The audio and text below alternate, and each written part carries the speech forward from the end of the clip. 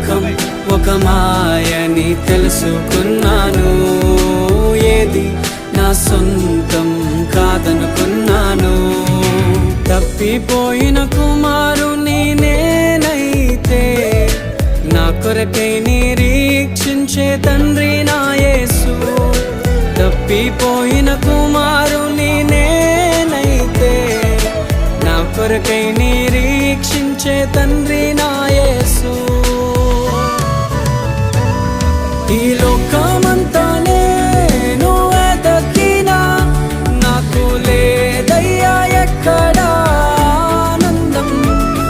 నీ సన్నిధిలో ఒక్క క్షణం గడిపినా నా హృదయం